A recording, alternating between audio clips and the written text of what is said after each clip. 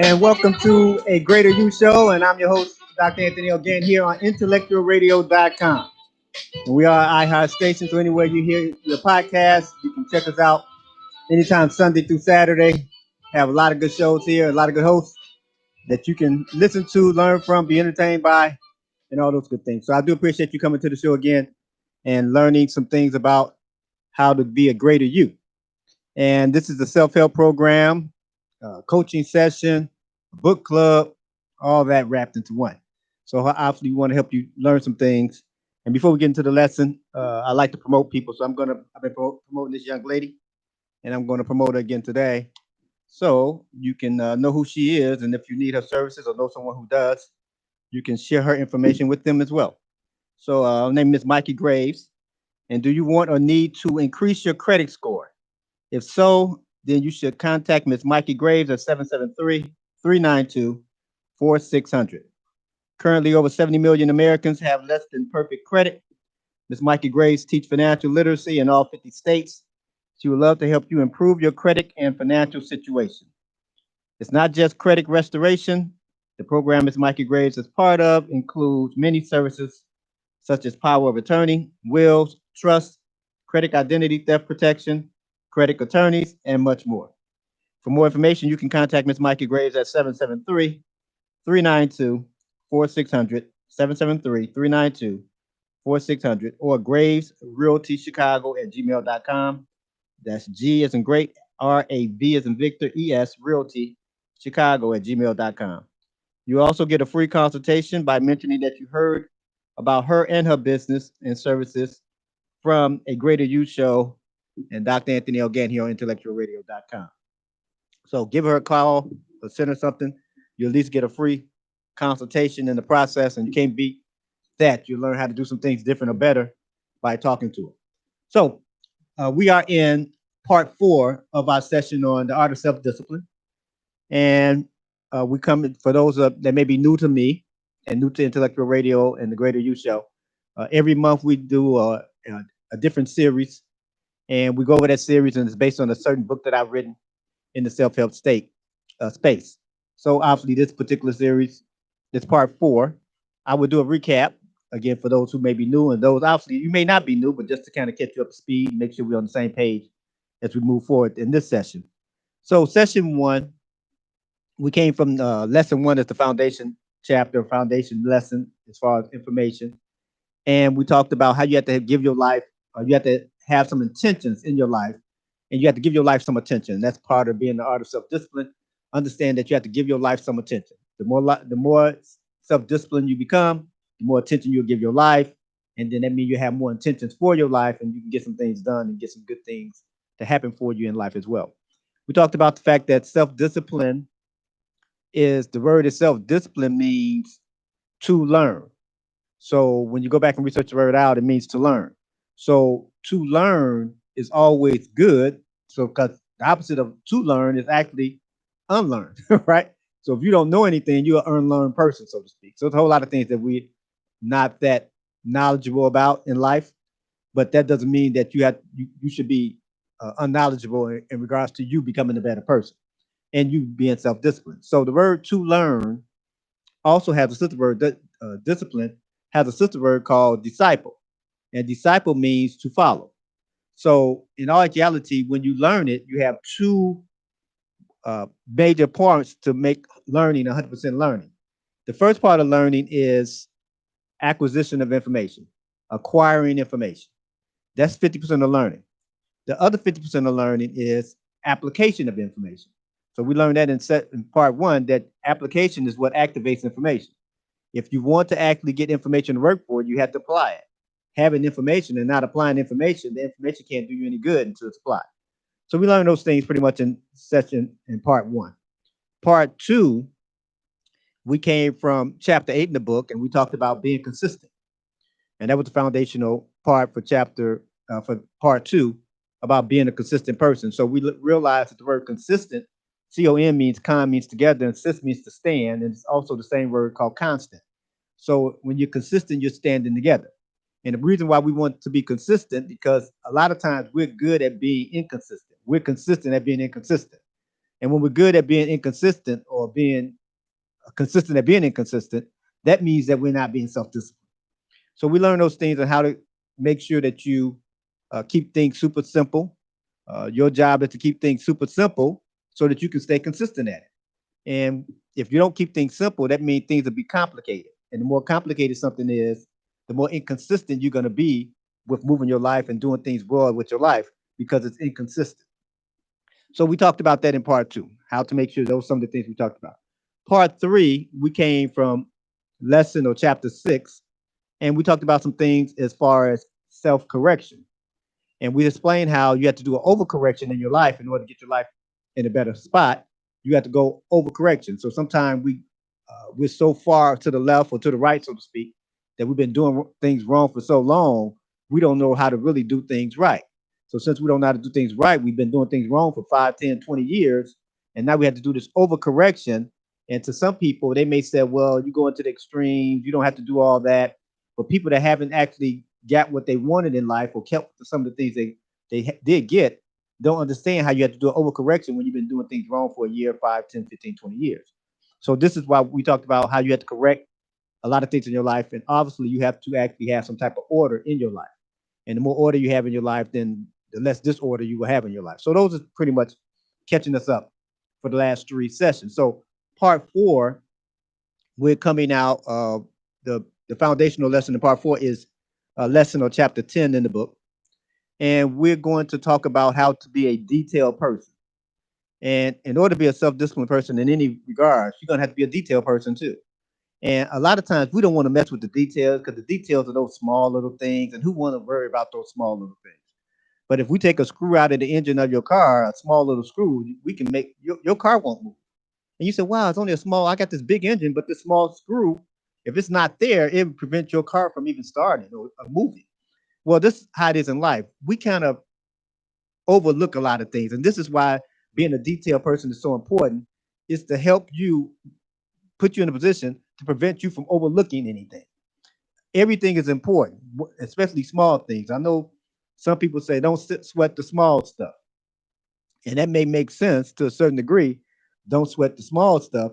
But the problem is, we're not about trying to sweat the small stuff, but you can't overlook the small stuff because if you overlook the small stuff, it won't be long before you become living in a big old mess.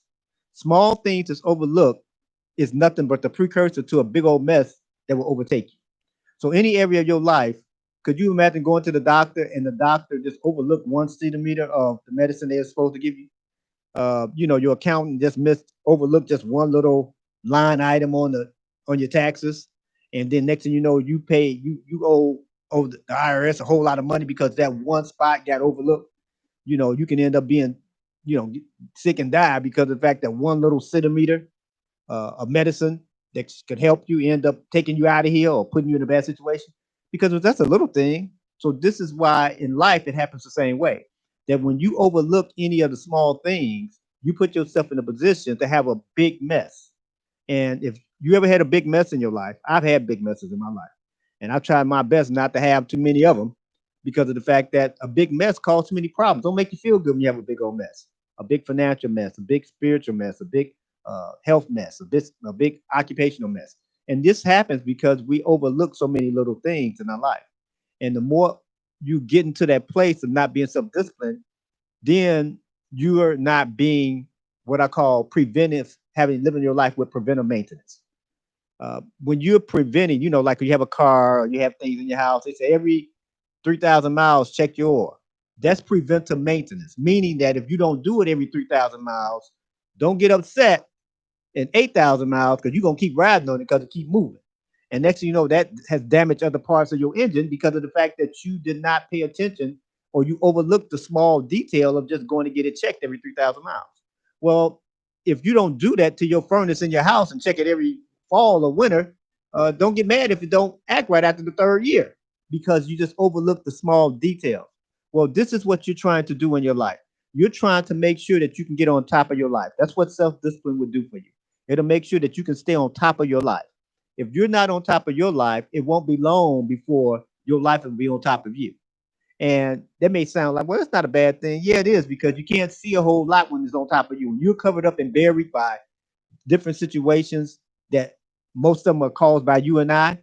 Yeah, some things in life are caused by other people, but the majority of the things are caused by you and I not being a self-disciplined person. So if we're gonna learn, and we're gonna to follow, so to speak, we're gonna be a disciple of what we learn, then that means that I have to learn how to get my life together. See, when you fix you, then you fix your life. See, but now if somebody said, "Well, I don't need to be fixed. Nothing wrong with me." See, if you don't know how to do things right, I've said this pretty much in every session. If you don't know how to do things right, you're gonna do things wrong. Now, no one pops out the womb knowing how to do things right. I know that you've been living the perfect life and you never had any problems and you've done everything perfect. For the rest of us, I didn't pop out the womb knowing how to do things right, meaning that if I came out doing things wrong, and the people that was around me, like raising you, if they didn't teach you how to do something right, then they taught you how to do it wrong. So now you're doing it wrong for 15, 20 years, thinking that it's right. So what we end up doing, we don't know how to manage our lives because we've been doing our life so wrong for 10, 20, 30 years. And even though we may be an adult now, and we may be an old adult, we may be a senior citizen, that still doesn't negate the fact that we've been doing things wrong for 40 years. So self-discipline is learning how to do things right so it prevents us from doing things wrong. Now, last session, I said something about, living in a wilderness. This is why understanding the details, you need to know when you're getting off track. A lot of times we don't know we're getting off track because of the fact that we're not paying attention to our lives. And because so many things are happening in our life at one time, it's hard to know if I'm getting off track or not. Am I off track, on track? I don't know, right? We don't usually know we off track until we fall off in a ditch somewhere. Like, hey, you know what? I'm off track. Yeah, well, you've been off track a long time. But we don't know that because you don't just go off track. Like having self discipline, it's like these new, with these new cars and things like that, they have sensors. You get out of your lane, it lets you know, hey, get back over. Go, you getting too far to the right. Well, see, that's what self discipline is. There's self checks on your life to let you know, I'm getting over I'm moving too far to the right, moving too far to the left. So you'll know that you're not in that you can stay in your lane because you're being a self disciplined person. So when you're becoming a self disciplined person, one of the things you do, you're detailed. Now, part of the word detail, tail at the end, means it's same word that we get tailor. Someone tailor make your clothes or a tailor for your clothes. So see, being self-disciplined is how you tailor make your life. And in order to tailor make a life to get what you want and keep what you get, you're gonna have to be a self-disciplined person by paying attention to the details. You can't cook a cake real good. Could you imagine your favorite restaurant, even if you don't cook, and someone else cooks for you? You say, I'm going to my favorite restaurant to get this food. Could you imagine if they weren't detailed with the seasoning or how they cook it and they burn your food up every time? Or half the food is not done all the time? How often would you visit that restaurant? Now, the first time you might give them a break, like, oh, the food wasn't really done. Hey, next time cook this food a little bit better, right? Or it's burnt up every time. You're only going to try that restaurant 2 or 3 times and say, you know what? That's okay. I'm not going to deal with that restaurant because they keep burning up my food, right? Because they're not paying attention to the details of how hot the skillet is or the oven is. They just keep burning up your food. Well, this is what happened in life. When we don't pay attention to the detail, we just burn up our lives. Our lives become burnt up because of the fact that we're not paying attention to the oven's at 350 or it's at 450 when it should be at 300, right? So we're not paying attention. We just turning knobs, right? And then we can't figure out, hey, how come everything I cook is burnt up? Because you don't pay attention to the details. How come things don't taste well? Because you don't pay attention to the details. And this is when we look at our lives when we're 35, 40, 50, 60, 70 years old and say, how come my life is not, how come I can't get what I want? Because then we look at somebody else's life, and because, it's easy to do now with social media. Everybody look like they flossing, right? When you look at their life and say, ooh, they got this, they got that. How come I can't get that? How come I can't go do that? How come I can't go there? Right? And really, the reason is the reason you can go there, but you're going to have to get more self-discipline and not overlook the details in the process.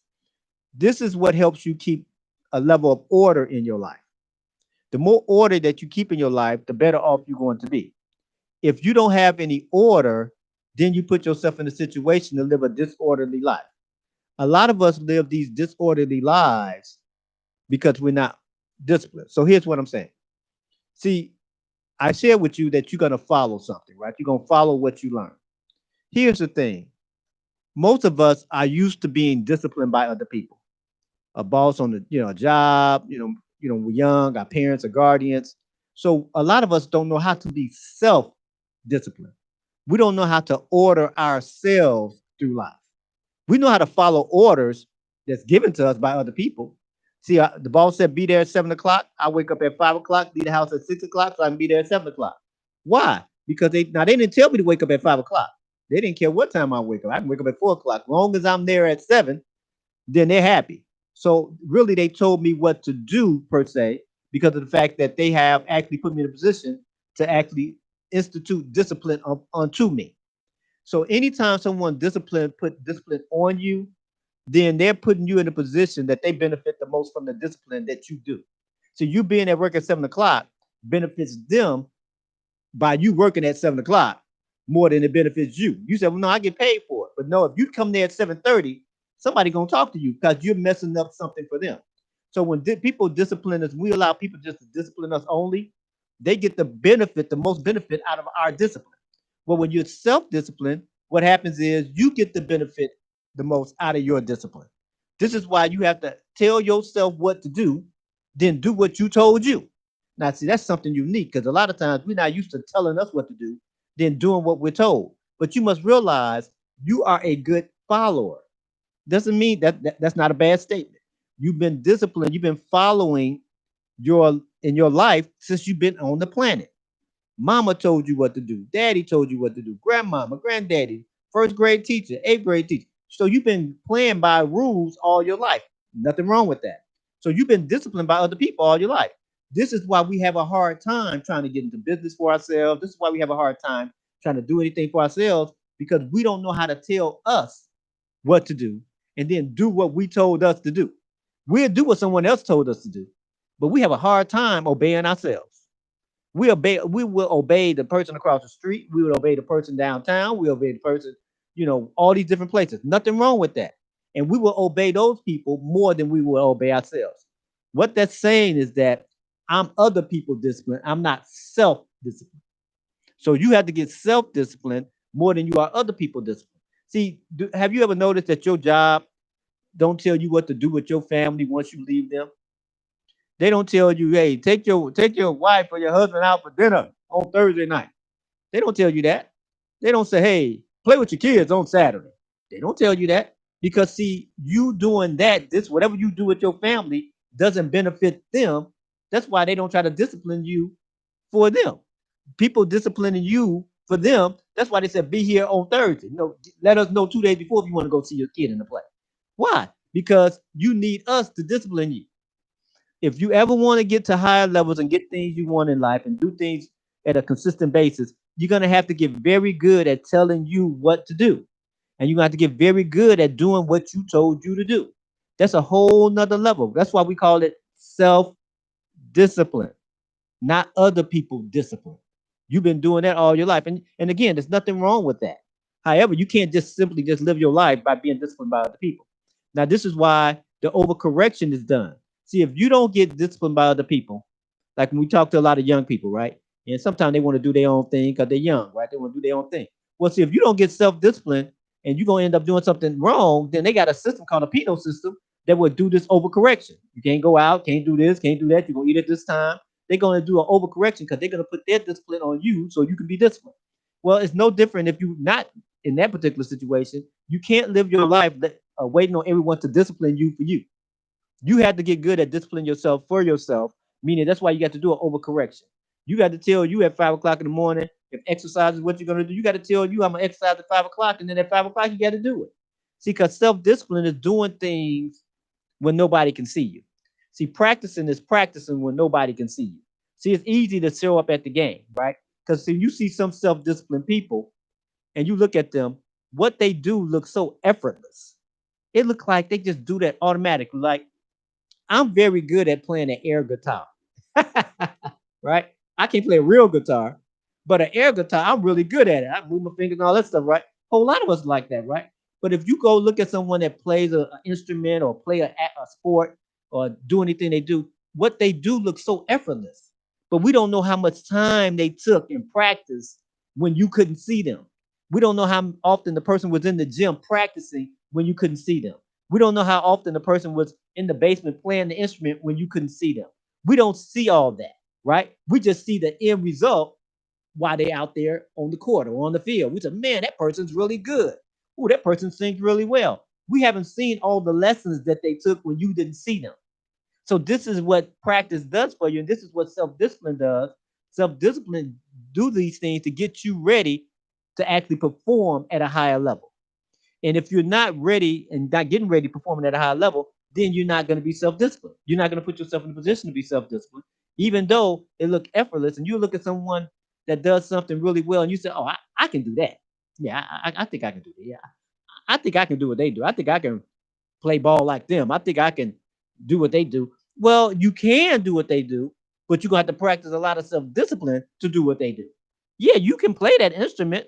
Are you willing to put into hours of practice when nobody see you? Are you willing to actually be bad first before you can get good next? See, we want to just start off being good at something, right?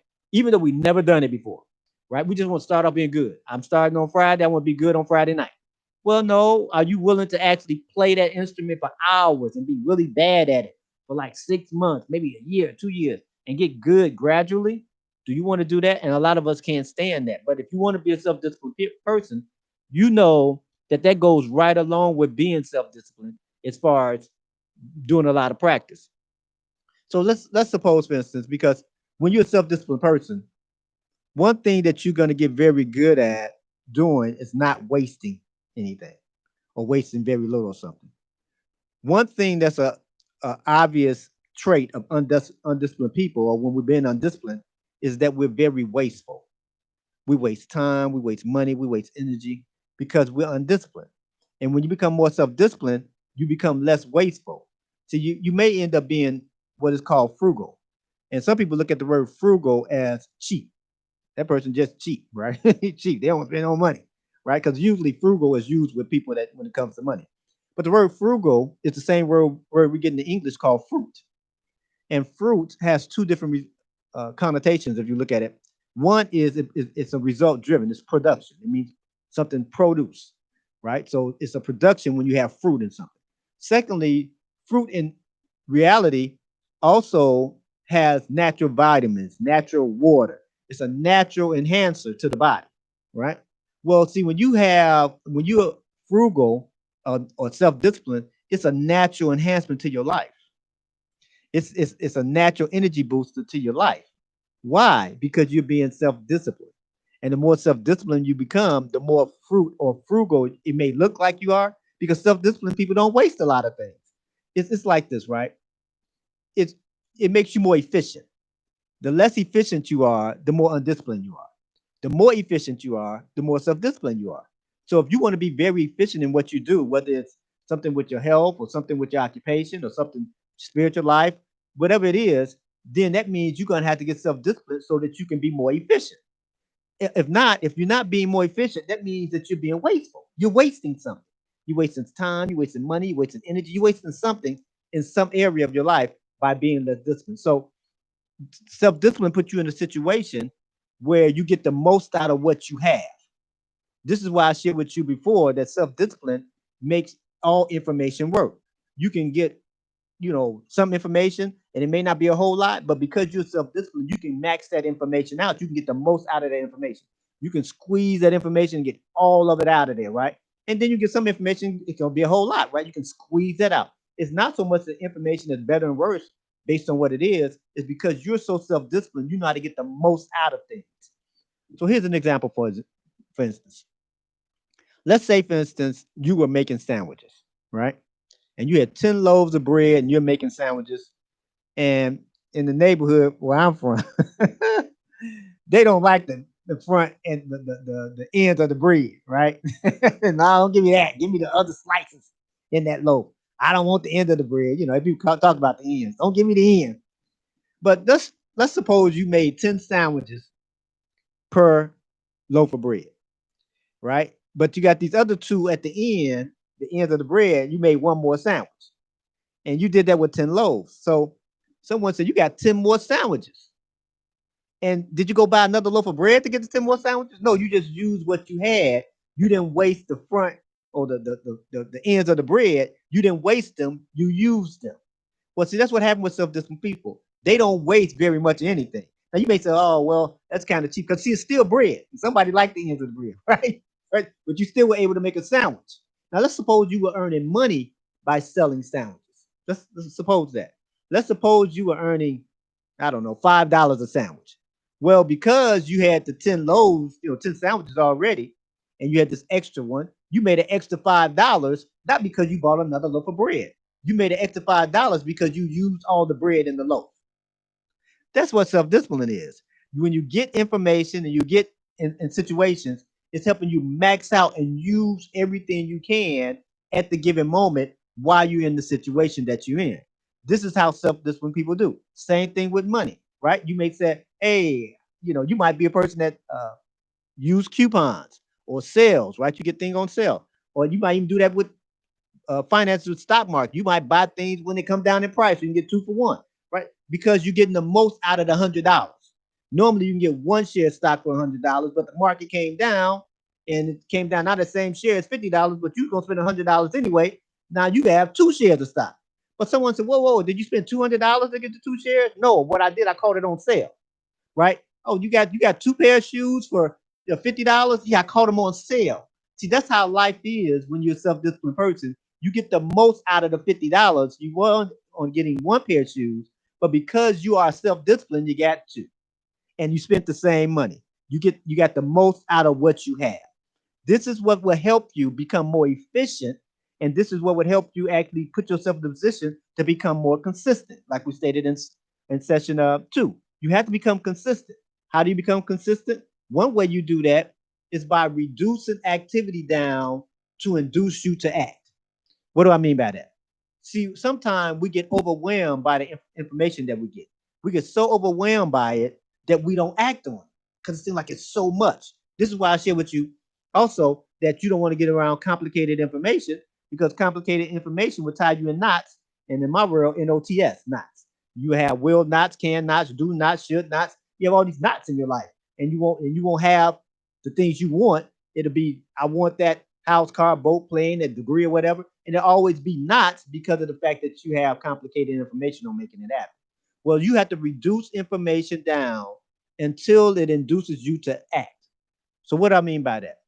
Sometimes someone said, "Well, I want to save money. I'm getting ready to retire in 10 years," and they said the financial planner told me that, well, in order for me to retire in 10 years, I need to save $500 a month. And I said, "What? $500 a month?"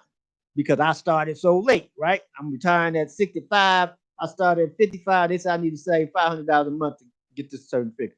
If I'd have started when I was 25, it'd been less money. Okay, well, I'm not 25 anymore. Well, I'm 55. So I said, man, $500 a month. I can't save no $500 a month, man. So now I saved nothing because it was too big for me. It was overwhelming for that person to save the $500 a month. So you say, hey, okay, you can't save $500 a month. Yeah. How about, can you save $400 a month? Woo, no, it's still too much. $300 a month? No, too much, man. Can't say that. $200 a month? Nah, I can't do that one either.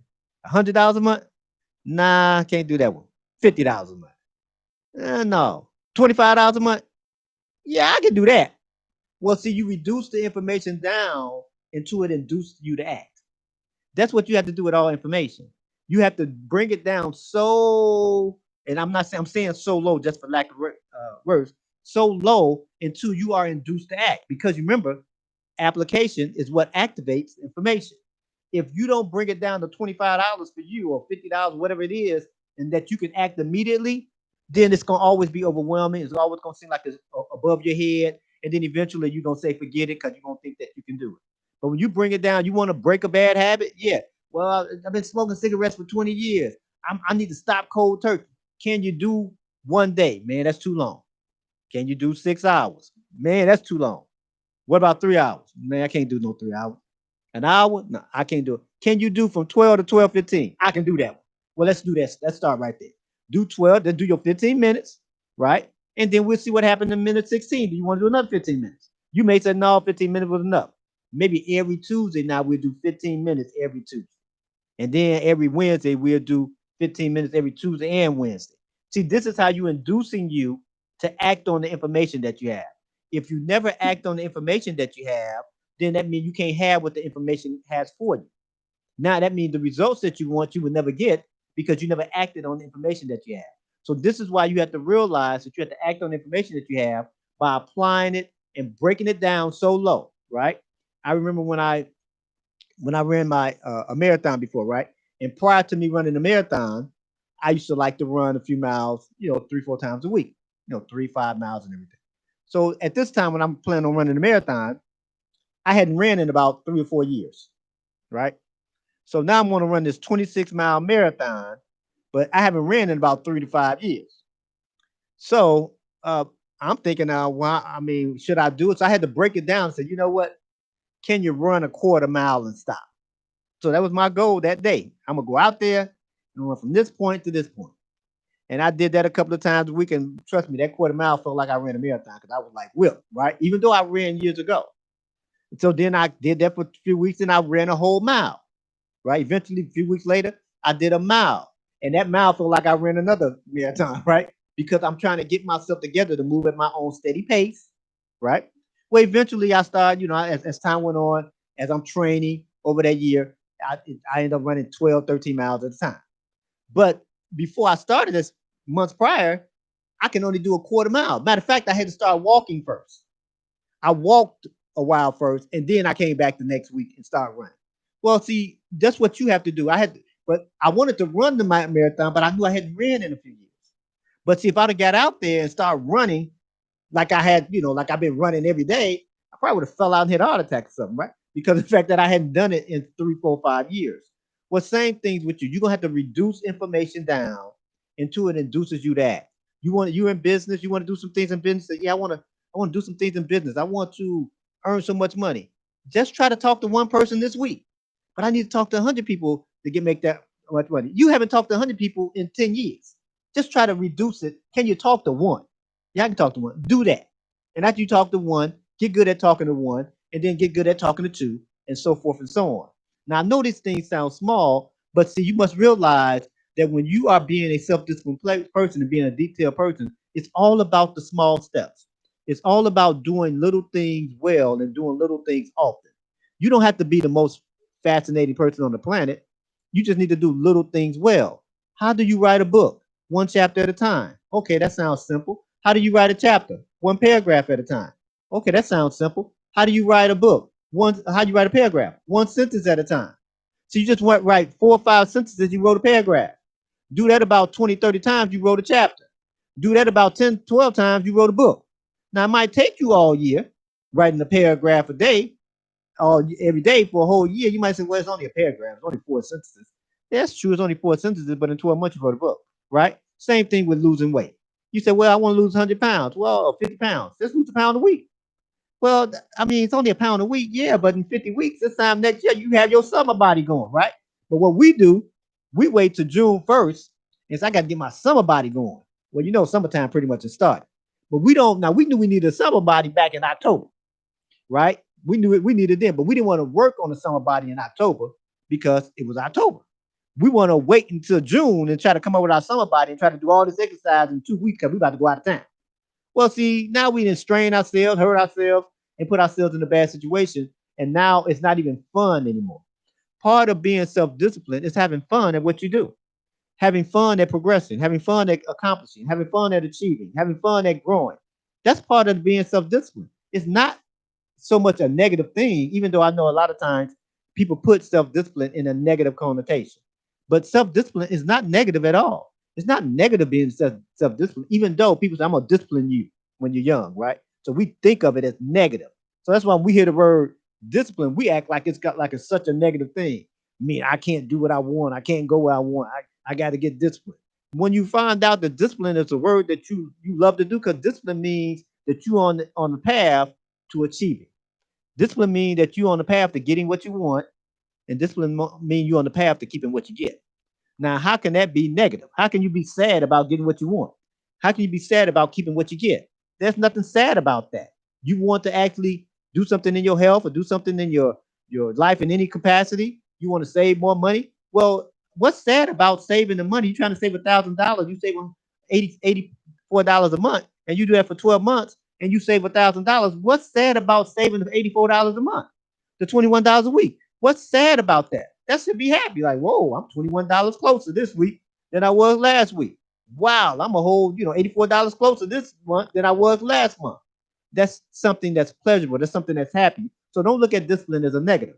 Look at discipline as a positive because it will help you get you together and it help you get your life together. Because what you're trying to prevent by being self-disciplined, you're trying to make sure your life, again, don't come apart and that it's not all over the place. And the more undisciplined we are, our life is all over the place. We have no sense of order, no sense of uh, any continuity anywhere in our lives because we're undisciplined. And the more undisciplined you become, it's like weeds in the yard. You may start over there and have weeds in your yard, but keep neglecting it, keep overlooking it. You look up next time, it's on the whole side of the yard. You look up again, it's on both sides of the yard. Next thing you know, you have a whole yard that look nothing like, it's really nothing but weeds in the yard. How did the weeds get there? Did you plant seeds? No, you just overlooked and neglected to do what you should do to make sure the weeds don't get there. So it takes more work to be self-disciplined. It takes work to be self-disciplined with your finances. It takes work to be self-disciplined, telling you what to do. Like, hey, you know what? You need to do this. You need to get this done. That takes work, and it takes a lot of work. And what happens is, it's good to have coaches because that's something that I do. It's good to have consultants. That's something that I do, right? It's good to have all these people, but they can't do it for you. See, they can give you all the right information, and if you never do it, they can't do it for you. That's why we call it self discipline.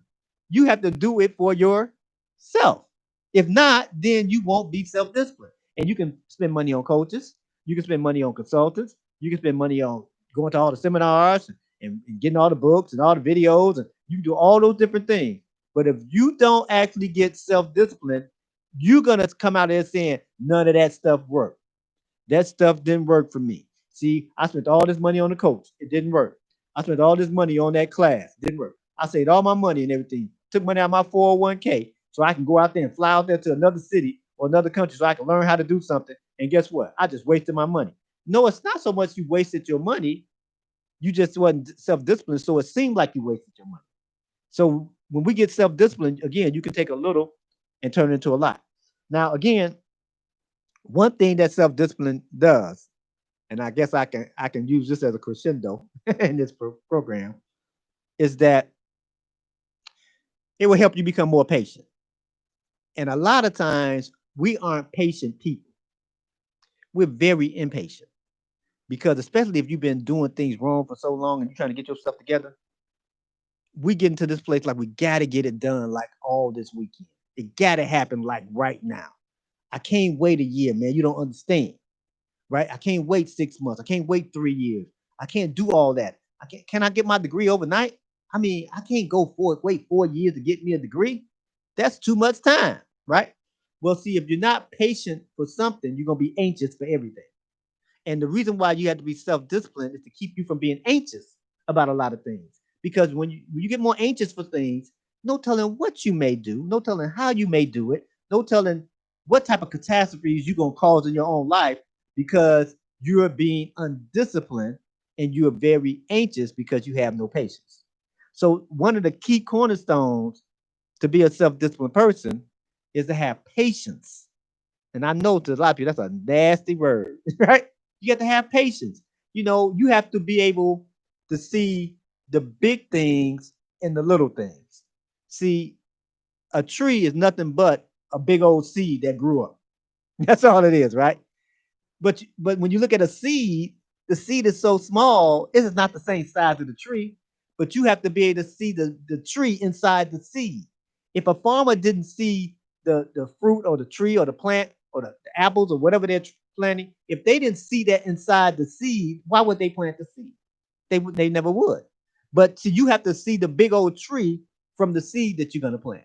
This is why the details are so important. This is why you have to have patience with yourself and patience with things that's going on. Yeah, you've been out of shape for the last 5 years, and you're supposed to get in shape in the weekend. Now I know people will sell you on that. They'll sell you on quick fixes. See, and this is what happens when we get undisciplined. Then we're always looking for shortcuts. Where are the shortcuts? I was When I was in my 20s, I was notorious for trying to find the shortcut. Man, please show me the shortcut the easy way. And I realized very quickly that every time I tried looking for the shortcuts, I kept coming up short. Right? And I got tired of coming up short. I said, I'm just going to go ahead and start working on doing this thing a different way and not look for the shortcuts. But I know the shortcuts sell. I know quick and easy sell. People can say, hey, you can lose weight. Just call me. And by the time you dial the number, you lost 10 pounds, right? Guess what we do? We call, right? You can be rich overnight. I guarantee you'll be rich by Friday. Well, I'm calling. How much it costs? I don't have to do any work. I can just get it done by Friday.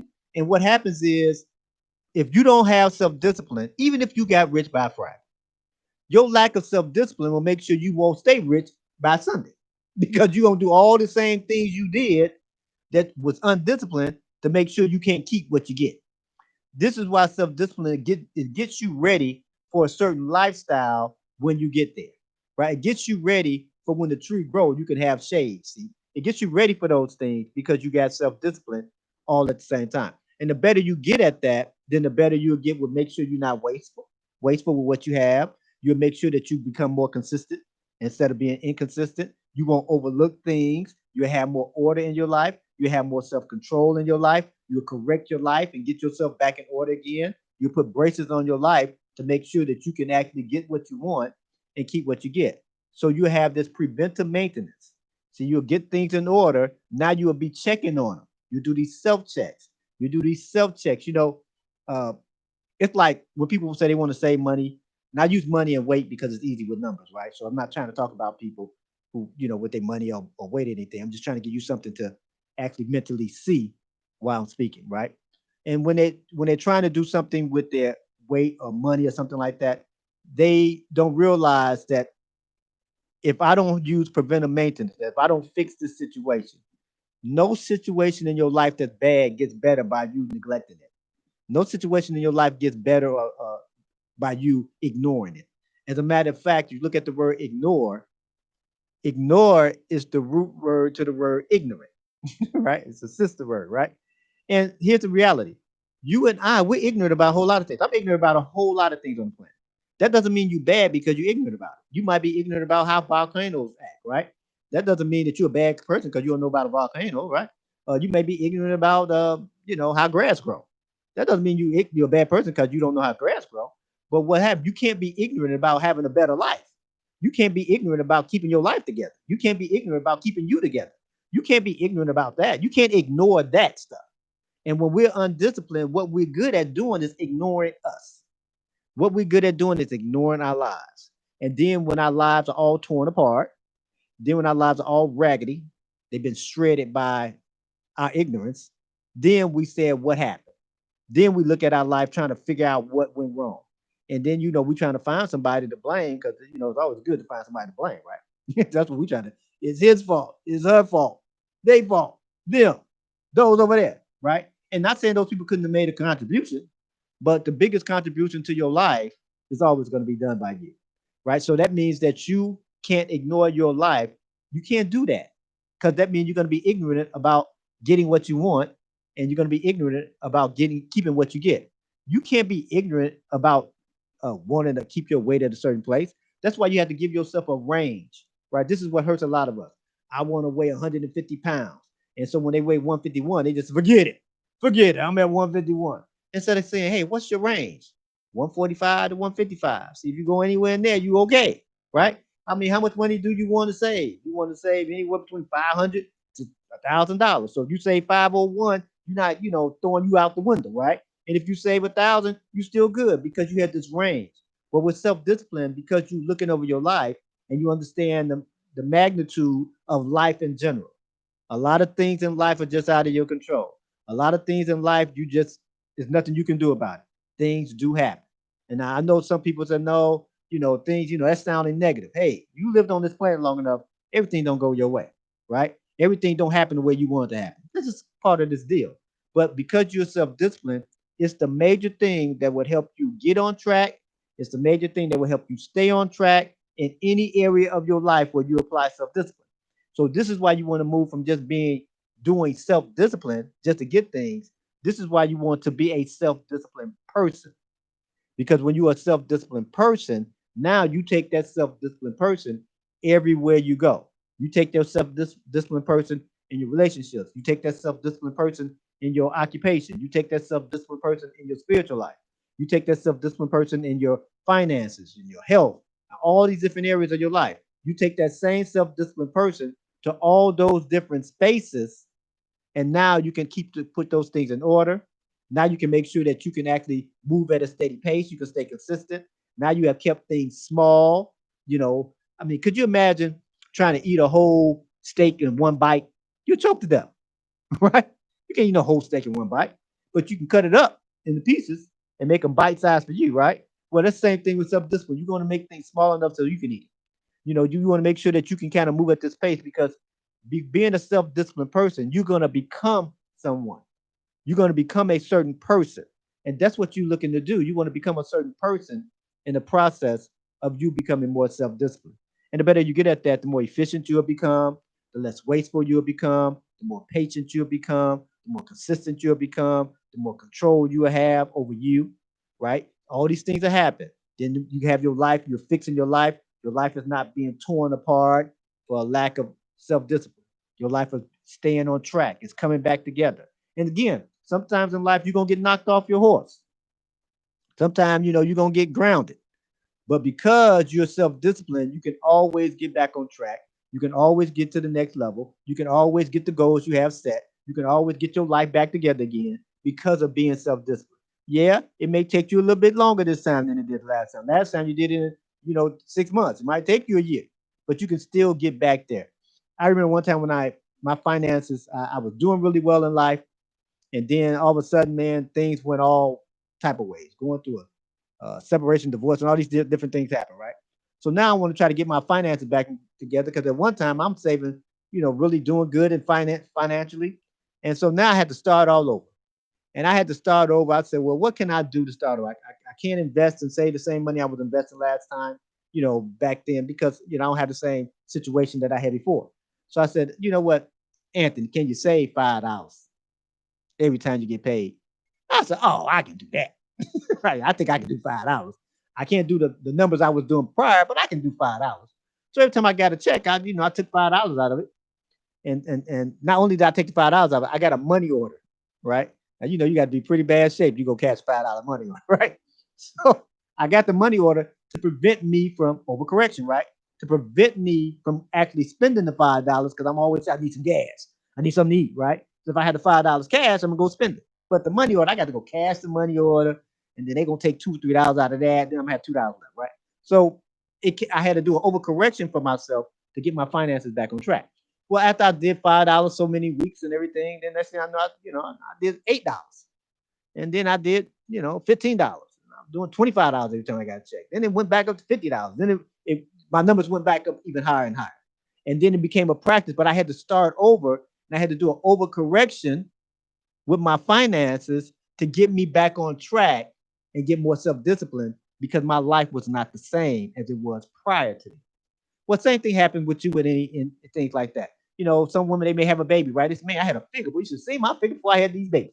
Yeah, okay, but you had the babies now, right? But because you not get self discipline, you start doing little crunches at home, right? And somebody said, man, how did you look like that? Well, so you don't see all these crunches I do, and you don't see all these walking the paths I do to kind of keep myself in good shape, right? But you have to get yourself back on track. Now, you couldn't do that stuff while you're pregnant, right? You couldn't say, I'm about to run 5 miles. I don't think you do that when you're pregnant.